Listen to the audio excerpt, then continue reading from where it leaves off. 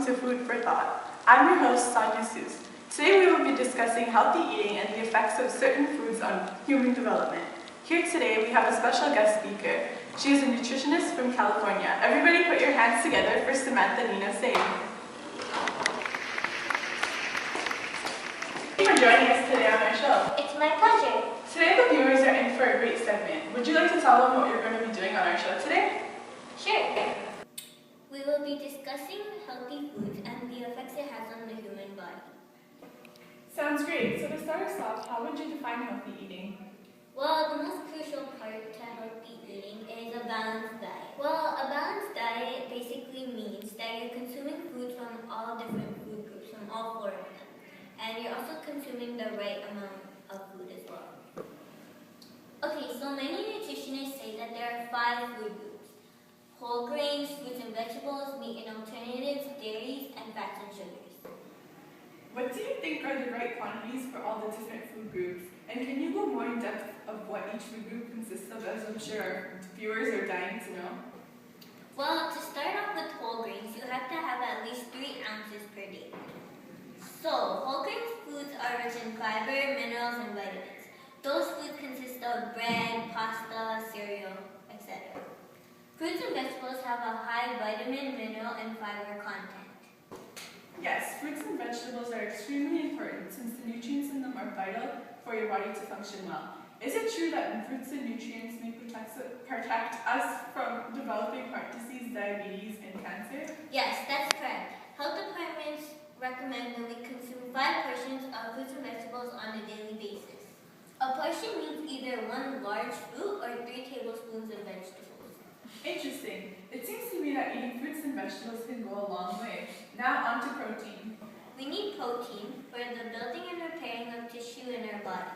Protein-rich foods include essential minerals such as iron, zinc, magnesium, and B vitamins. Proteins make up about 20% of our nutritional intake. Good proteins are meat, fish, and eggs. So what if you're vegetarian or even vegan? What would your source of protein be then? For vegetarians, an excellent source of protein would be tofu, beans, nuts, and legumes. Vegans who don't eat any food from animal sources may get their sources of protein from nuts, seeds, and soy. Vegans may have to supplement their zinc and B12 vitamin intake since these foods aren't rich in them. What happens if we don't eat enough protein? Unlike fat and glucose, our body has little capacity to store protein. If we were to stop eating protein, our body would break down muscles that we eat. Oh, that makes sense. So what about dairy and fat and sugar? Dairies are an essential source of calcium, which is important for healthy teeth and bones. Dairy products include milk, cheese, yogurt, and some soya products. Nutritionists say that we should aim for low-fat dairy products. How about for people that do not consume animal-sourced foods? How do they get their dairy intake for the day? People who don't consume animal-sourced products, they can get their calcium from others, such as broccoli, cabbage, and soya. Now onto fats and sugars. Fats and sugars include sugar, chocolate cake, etc. So tell us a little about saturated and unsaturated fats. There are 2 types of fats, saturated and unsaturated fat. Cream, margarine, and fried foods are high in saturated fats.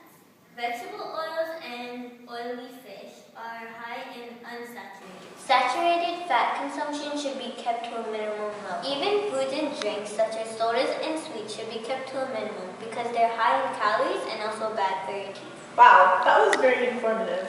I hope our viewers learn more about how to be healthy eaters. So Samantha, tell us, why is nutrition so important? I mean, how does it affect our bodies?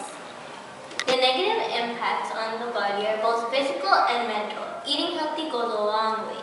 So physically meaning the effects on human muscles, bones, the nervous system, and energy systems? How can these be affected? Because the bones and skeletal system work together, the nutrients you consume and activities you participate in affect both systems simultaneously. For most people, consuming a healthy diet with a wide variety of vitamins and minerals is enough to ensure bone and muscle health. Although athletes, pregnant women, and people with certain conditions may need to adjust their nutritional intake or exercise plan.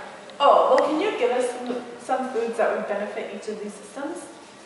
Well, consuming foods that are high in calcium help the skeletal system. So drinking milk would be an example of that. But did you know that foods like whole grains and food high in omega-3, like fish, are great for your nervous system? It allows for increased brain power and focus. They're literally foods for your brain. And as we mentioned previously, proteins with their amino acids are great for the muscular system to build stronger muscles. Though many benefits of good nutrition today may not be realized until later in life, one benefit we can see daily is in our energy level. Foods that are excessively high in sugar or in fats minimize our energy levels from day to day. Some things you can do to improve your energy level are add almonds, hazelnuts, cashews to your daily diet and increase your intake of whole grains and eat a lot more fish as well. Well, that's it for our show today. Thank you, Samantha, for coming in today and teaching us all about nutrition. I'm sure our viewers have learned a lot. Well, thank you for having me. And viewers, I hope you made some healthy changes to your diet. For more information on healthy eating, exercising, and much more, visit my website at www.samanthaninosing.wix.com/healthyliving. Viewers, don't forget to tune in next week when I interview Rachel Ray. Don't miss it. Good night.